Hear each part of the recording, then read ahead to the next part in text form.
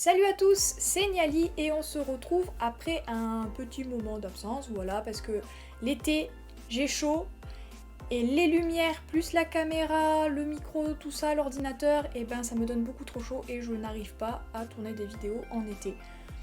Et je me dis que les vidéos un peu faciles à faire, il faut se l'avouer, c'est les petits achats manga, donc je vais vous présenter tout ça. Et du coup, je vais ouvrir tout ça avec les dernières réceptions service presse que j'ai eues. Je pense que c'est une bonne manière de commencer cette vidéo. Avant de passer au manga, je vais vous présenter un petit light novel. Donc j'ai reçu de la part de Mao Édition le tome 2 de Berserk of Gluttony. Alors, comme vous le voyez sûrement, il y a mon petit marque-page qui dépasse parce que je ne l'ai pas encore fini. J'en suis à peu près à la moitié. Et c'est vraiment une chouette histoire que je pense que je préférerais en light novel. Voilà, parce que c'est un peu style shonen quand même, donc je sais pas si le manga est classé shonen, mais je pense. Et il y a beaucoup d'action, beaucoup de combats, tout ça, et je trouve que c'est beaucoup plus dynamique dans les light novels, vu que le shonen de base, c'est pas mon genre préféré. En tout cas, Berserk of Gluttony, c'est vraiment pas mal. Et j'avais déjà bien aimé le tome 1, et le tome 2 pour l'instant est dans sa continuité. Et on suit cette personnage là qui est vraiment cool et qui a pas la langue dans sa poche. Je pense que je vous en reparlerai quand j'aurai bien avancé ce petit light novel. Peut-être que quand le tome 3 sortira, je ferai peut-être une vidéo un peu plus détaillée dessus. Mais c'est le seul light novel que je lis pour l'instant. Donc j'ai envie de dire à tester. En gros, nous suivons Fate, donc le héros, qui a une compétence qui s'appelle la gloutonnerie. Et du coup, toute sa vie, il a été un petit peu considéré comme un moins que rien parce qu'il avait tout le temps faim et qu'il ne pouvait pas aider son village parce que sa compétence, elle servait à rien. Sauf qu'en fait, c'était une compétence de ouf qui lui permettait d'absorber d'autres compétences quand il mangeait des monstres ou quoi que ce soit. Et donc, quand il a découvert ça, forcément, il a grave level up. Et dans le tome 1, il me semble qu'il achète une sorte d'épée magique qui lui parle et qui a très bien capté qu'il avait la compétence gloutonnerie. Donc voilà, si vous aimez les livres un petit peu d'action et tout ça, franchement vous pouvez l'essayer, c'est vraiment pas mal. Merci beaucoup Mao. Toujours chez Mao Édition, j'ai eu la joie de recevoir le recueil des contes du printemps. Voilà, donc contes merveilleux du printemps même, si je ne puis dire. Déjà, la couverture, je la trouve magnifique dans les tons orange, vert, tout ça. Et j'avais déjà lu Naive Livesman, que j'avais déjà bien aimé et dont j'avais fait une vidéo sur les one-shots, il me semble, et il était dedans.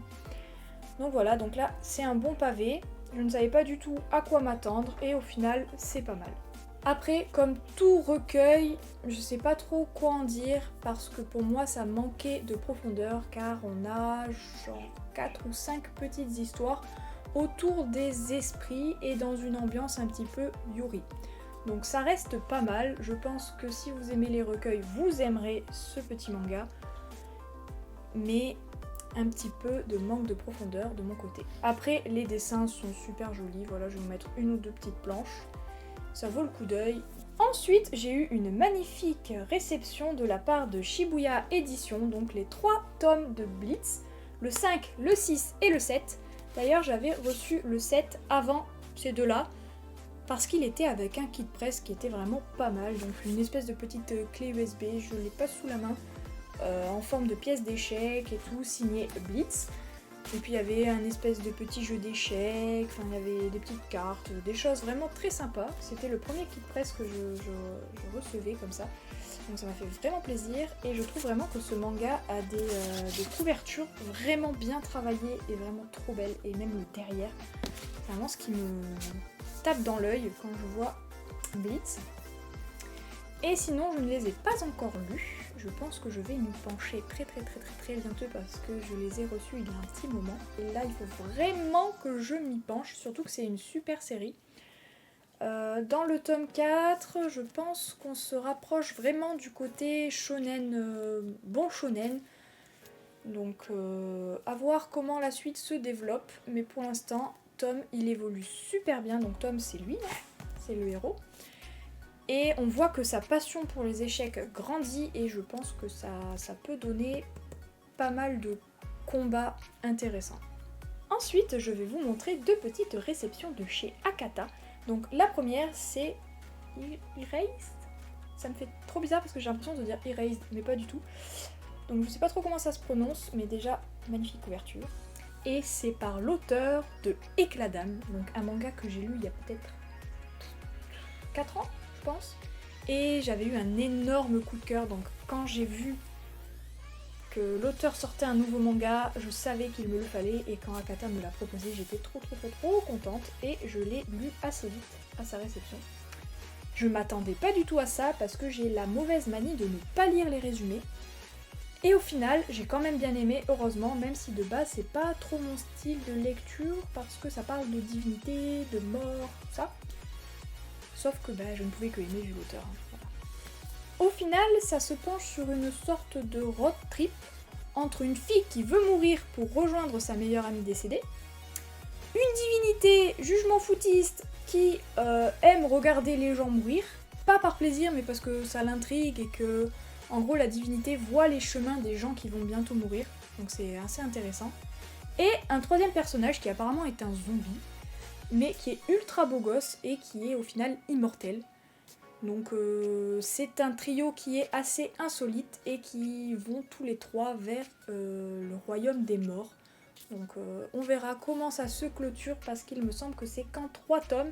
En tout cas ce premier tome m'a vraiment beaucoup ému. J'ai lâché ma petite larme et les dessins sont magnifiques. Donc franchement je recommande, surtout si vous avez aimé Éclat d'âme.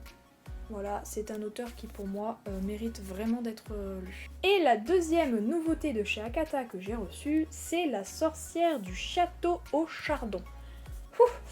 Voilà, même si le titre est en français, j'ai toujours du mal. En tout cas, encore une fois, une très belle couverture. C'est une œuvre de l'auteur qui a fait Good Night I Love You, si je ne dis pas de bêtises. C'est d'ailleurs une œuvre que j'ai lue il y a un petit moment aussi, je dirais peut-être 4-5 ans aussi, un peu avant Éclat d'âme. Et j'avais bien aimé, c'était autour du deuil d'un jeune homme qui faisait le deuil de sa mère en partant voyager pour un peu la découvrir en quelque sorte.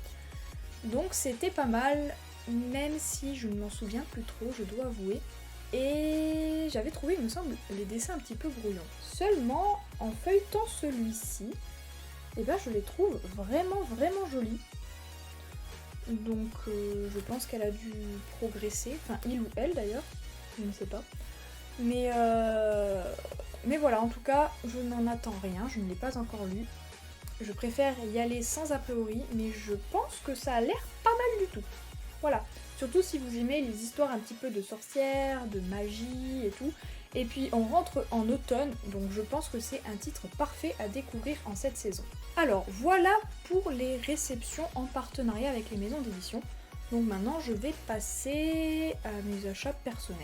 Voilà. Tout d'abord, chez Kana, je me suis pris le tome 13 de Moriarty. Je pensais attendre un long moment avant de me prendre la suite, genre qu'il y ait 4-5 tomes sortis. Seulement, j'ai lu le 12, en compagnie de Loose Colors, toujours. Et il était génial. Franchement, le tome 12 de Moriarty m'a re-hype au niveau max, et du coup, j'étais obligée de me prendre le tome 13. Bon on repasse à du Akata, voilà, mais cette fois, c'est les séries que je continue de cette maison d'édition. Donc on attaque avec le tome 3 de Les Affamés que je me suis empressée de lire dans la foulée. C'est une série post-apo que j'adore, franchement. Autant les zombies, ça dépend. Les scénarios, des fois ça me tente, des fois ça me tente pas. Je regarde plus souvent en série, mais ce titre m'avait été envoyé, du moins le tome 1, et j'avais adoré, un gros coup de cœur. Le tome 2, pareil, et le tome 3, pareil. Je trouve que le scénario est vraiment original, puisque on suit un zombie, et c'est pas tous les jours qu'on suit un personnage zombie, parce qu'en général, ils peuvent pas parler, ils sont pas intelligents quoi.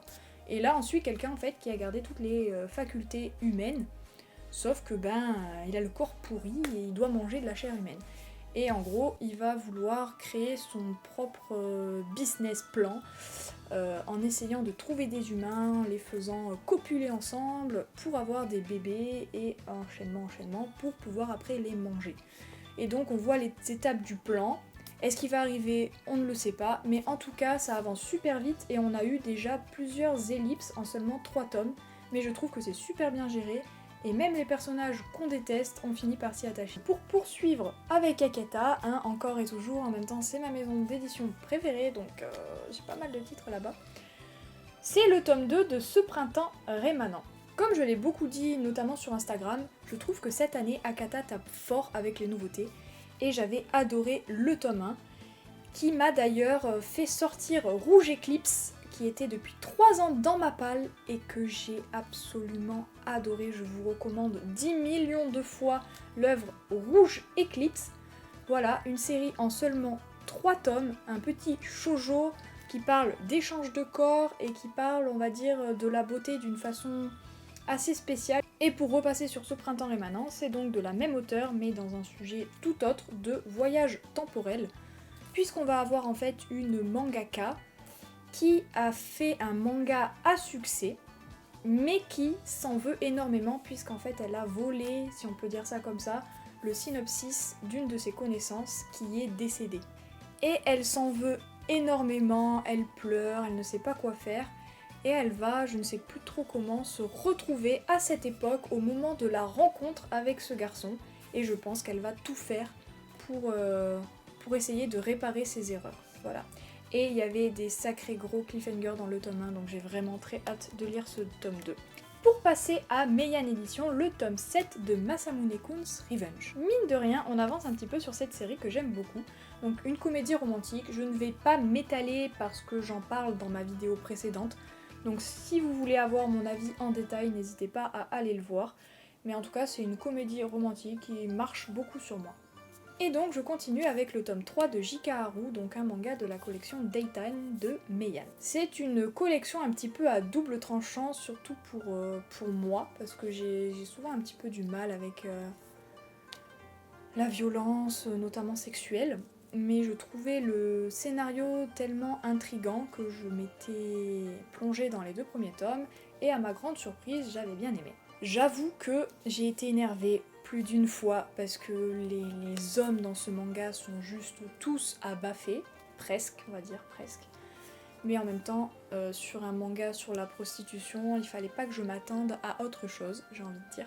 Et j'avais l'impression que c'était parsemé de petits mystères puisque c'est un isekai. Je ne lis pas beaucoup d'isekai, mais je me suis dit celui-là il a l'air assez original et il peut peut-être un peu plus me plaire. Donc à voir comment le personnage de Haru évolue. Ensuite, on va passer aussi à des petits mangas d'occasion. J'ai trouvé les tomes 1 et 2 de Outsider, donc à 3€ le tome.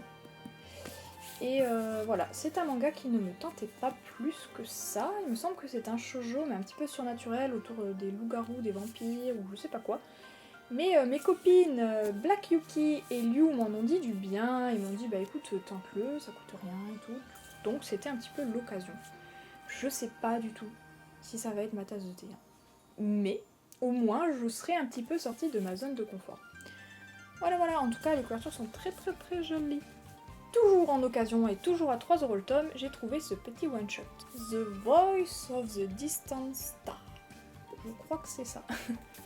Désolée pour mon accent toujours aussi nul en anglais. Mais alors là je sais pas de quoi ça parle. Je ne l'ai pas vu beaucoup passer, mais c'est un one-shot. Alors on verra. Je pense que ça peut être une bonne surprise. Surtout que je vois que au milieu nous avons des petites pages couleurs. Donc, voilà. Ensuite, on passe à Doki Doki, donc j'ai quelques petites séries de cette maison d'édition, et je pense notamment à Freya, donc ici le tome 7. J'ai lu jusqu'au 4, et j'ai le 5, 6, 7 maintenant dans ma palle. Et c'est pour le coup, encore une fois, un shoujo qui est assez original. Puisqu'il est dans un contexte un petit peu historique, de guerre et tout ça, et on a une héroïne qui, au début, est niaise. J'ai rarement vu un personnage aussi niais. Elle pleurait toutes les 2 pages, c'était terrible, et étrangement je me suis dit oulala, j'espère qu'elle va vite changer de caractère parce que ça va commencer à m'énerver. Et je crois que déjà dès le tome 2, elle a changé. Voilà, et on commence vraiment beaucoup à l'apprécier, sauf qu'elle a même peut-être changé beaucoup trop vite, dans le sens qu'elle passe vraiment de un chapitre où elle est en train de pleurer toutes les 2 secondes à une vraie guerrière qui prend les choses en main. Donc voilà, ça aurait peut-être dû se faire un petit peu plus doucement, mais en tout cas maintenant qu'elle est là, qu'elle est forte, qu'elle est belle, moi je dis allez, on va voir ce que donne Freya. Si vous aimez le style un petit peu de Strange Dragon, Call Game, tout ça, donc dans un contexte un petit peu de guerre, franchement vous pouvez foncer sur Freya, c'est vraiment pas mal et les dessins sont super beaux. D'ailleurs je dis Strange Dragon, mais il me semble que c'est la même auteur, donc c'est pour ça que ça m'y fait penser. Mais d'ailleurs Strange Dragon est en arrêt de com depuis quelques mois et c'est tellement dommage parce que c'était une super série en 3 tomes. Donc si jamais vous tombez dessus en occasion, bah craquez, voilà. Toujours chez Doki Doki, nous avons le tome 9 de Sao Tome, donc l'avant-dernier tome. J'ai lu que les 3 premiers, j'ai tout le reste dans ma palle, donc je pense qu'un petit marathon Sao Tome va pointer le bout de son nez à un moment donné. Mais ça se lit bien, j'aime beaucoup les dessins, et c'est une petite romance qui change complètement des romances habituelles, puisque c'est sous fond de boxe, et c'est l'héroïne qui est badass et musclée, et le garçon qui est un petit gringalet, pas forcément gigabo non plus. Donc franchement c'est intéressant. Et pour finir avec Doki Doki, le dernier tome du conte des parias. Pareil, je suis toujours en retard sur mes lectures, mais là pour le coup j'en ai lu 6 sur 8, donc je vais pouvoir m'enchaîner la fin, et c'est un petit shonen que j'aime plutôt bien. Et il faut dire que pour un shonen, les bastons sont quand même très jolis, et les dessins assez ronds, donc c'est un petit peu un style graphique que j'aime bien, donc j'espère que cette fin va me plaire. Et pour clôturer cet achat manga, une petite réception Vinted, parce que pour ceux qui me suivent sur Instagram, vous le savez sûrement, mais je pioche chaque mois un petit papier dans un petit saladier, donc du Bookjar, et c'est des propositions que mes abonnés m'ont faites. Et c'est histoire de sortir un petit peu de ma zone de confort et de piocher des titres que je dois découvrir et auxquels je n'aurais pas forcément pensé, ou en tout cas pas dans l'immédiat. Et du coup, il y a 1 ou 2 mois, j'ai pioché Queen's Quality, je crois. Et en faisant mes recherches, j'ai vu qu'en fait, c'était la suite de QQ Sweeper, un manga qui est en arrêt de commercialisation. Et moi, je suis un petit peu une stressée du bulbe, vous voyez. Du coup, je ne voulais pas commencer Queen's Quality tant que je ne trouvais pas les 3 premiers tomes de QQ Sweeper. Et du coup, sur Vinted, j'ai trouvé un lot avec les 3 tomes de QQ Sweeper et les 2 premiers de Queen's Quality. Donc je pense que c'est le moment de me lancer dans cette lecture. D'ailleurs, c'est une des rares séries que j'ai de chez Kazé. Et comme vous l'avez vu, Kazé, ça a fait pas mal polémique. Donc je suis un peu triste que les tranches ne restent pas comme ça et qu'on va passer avec un logo orange tout pas beau. Mais bon, c'est comme ça, hein. Et voilà, cet achat manga est enfin terminé, donc j'espère que ça vous a plu. En tout cas, moi, ça me fait vraiment beaucoup plaisir de me remettre à tourner des vidéos. La chaleur est partie, il fait bon, on peut rester quand même en t-shirt parce qu'on est dans le sud, hein, tout de même. Et j'aimerais bien aussi faire mes petites vidéos annuelles, comme j'ai déjà fait 2 fois, donc le top 5 de 2020, le top 5 de 2021, et on s'approche dangereusement de 2023. Donc le top 5 de 2022, il va falloir que je commence à y penser. En tout cas, je vous fais de gros bisous et je vous dis à la prochaine.